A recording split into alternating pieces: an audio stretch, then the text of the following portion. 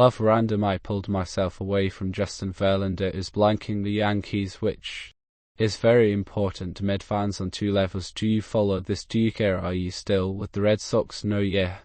I'm so Red Sox. Okay, well they stink, so good luck with that, but I can't tell you how thrilled I am that you came here to do this, and I know you are a believer that podcasts are like going to be the medium that television was for your Uncle President Kennedy, radio for FDR, right? Yeah, I mean, I was thinking that it's there's kind of a battle now between legacy media and all of these kind of new sources of content and information, and that this campaign is all kind of Armageddon potentially for the legacy media, and I'm in mine.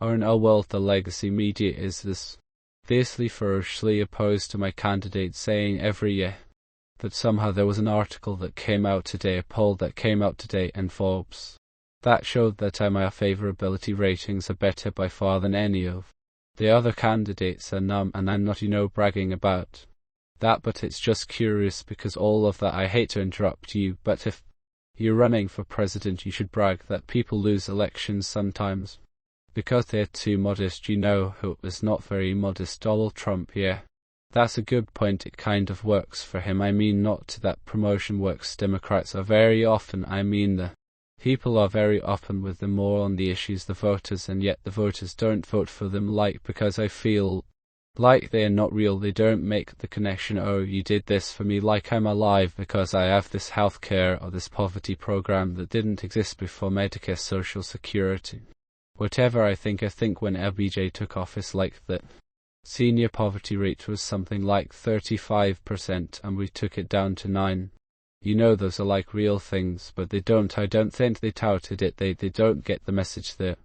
People, they always say we didn't get our message out. Well, I think that's part of it. You didn't connect why this person has this benefit to. Oh, we did that. You think I think that's true. Oh, I do think. I don't know if it has to do with promotion, but I think a lot of time, I think most of the people who got the advantage of that probably were not thinking, saying thank you to LBJ every night. Well, I know you hated them, right? Though I didn't hate him, actually very kind to me. He was the one night that I had this very sort of frightening, I suppose, confrontation with him. We went to when my father went after my uncle was killed. Albeit was very jealous of my father but my father remained friends with a lot of people who were in the administration, like Bob McNamara and many others, Dick Goodwin. And all the New Frontiers people were in the administration. My father would have them come to Sport for the weekend, and when they were there at LBJ would always call them, and he would call them to let them know that he knew that they were at my house, which he considered, an act of disloyalty. But one night we went over, my mom and I, and my two elder siblings, and I think a couple of my younger ones went over to McNamara's. McNamara was the Secretary of Defense, or President Kennedy, and then he stayed on with Johnson, former head of GM, wasn't he, and Ford, and my father was very close. When my father would call him every night and tell him, you got to, publicly condemn the Vietnam War, and McNamara would say, if I leave here, he'll drop in an atom bomb, and I got to stay here and stop him from doing that. Similar to Colin Powell, he said, I stayed in the Bush administration because without me there wasn't going to be an adult in the room. Same thing, right?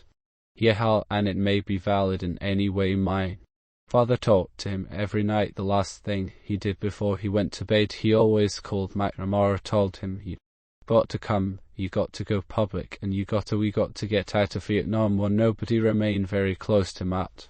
And one night we went up to McNamara's for dinner, and and in the middle of dinner Johnson came in and announced, so as the President of the United States, walks into the house, and he was a very, very big man. He had a huge head, and that's not remember, and we were all rushed out of the house. The kids were Shrek, yeah.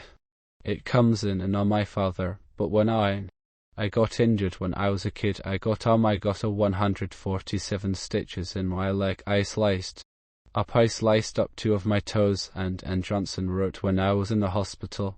Johnson wrote me a series of very, very kind, sweet, very corny personal letters. Really, how old were you? I was like 11, 12. What did you do? My brother would chase me on a roof, and I jumped to another roof and didn't make, and I gotta say this, Gene, in the got to come, you got to go public, and we got to get out of Vietnam when nobody remained very close to Matt. And one night we went up to McNamara's for dinner, and we are in the middle of dinner, Johnson came in unannounced, so as the President of the United States, walks into the house, and he was a very, very big man. He had a huge head, and that's not remember, and we were all rushed out of the house. The kids were yeah. It comes in, and my father, but when I got injured when I was a kid. I got a 147 stitches in my leg. I sliced up 2 of my toes, and Johnson wrote when I was in the hospital.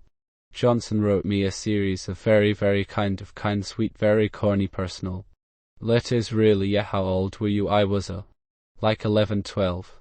What did you do? My brother would chase me on a roof, and I jumped to another roof and didn't make, and I gotta say this, Gene in the Kennedy family for doing like really reckless things. I feel like this is something the public needs to be assured about, because really there's been a lot of loss that is as noble as the assassinations, of course, but then there's just been a lot of reckless behavior and the hap that hurt other people and hurt, didn't you have a skiing death? My brother died in a ski accident playing ski football or something. Yeah, and John Jr. should not have been flying that plane. I feel like you're making one thing about Johnson too, which is that everybody knows about the conflict between my father and Johnson.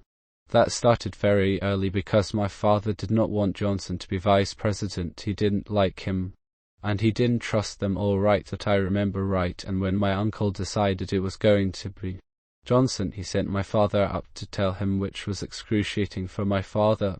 My father never liked him, and then Jack did not pay a lot of attention to him as vice president, which hurt his feelings.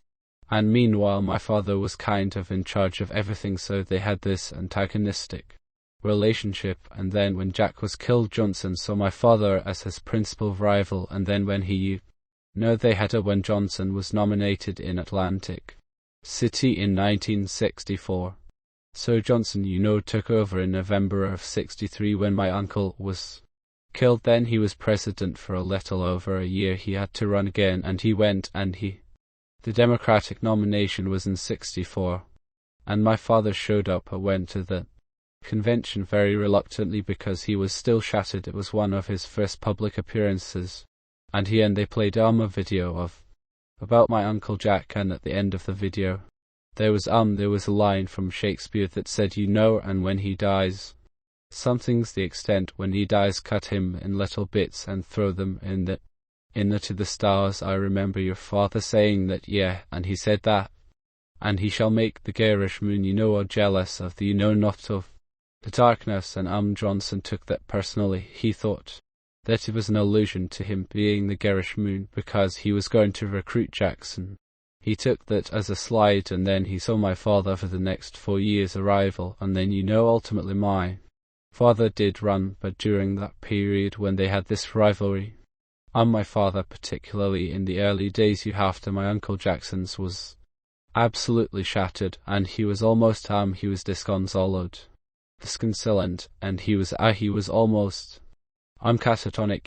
He was so shattered that he wasn't going to work, and he would walk around and I hikes all the time and not really talk to anybody. And Johnson was worried about him and sent him on 2 foreign missions. One of those missions was Indonesia. Indonesia was about to go to war. Sukarno was the liberator of Indonesia, who the CIA had tried to kill him, was about to go to war with the Netherlands, and Johnson sent my father there to try to settle this dispute, which he did. He had been made friends earlier on with Sukarno, and they had a good relationship. They ended up settling the dispute, and then he sent him on another tour to Asia.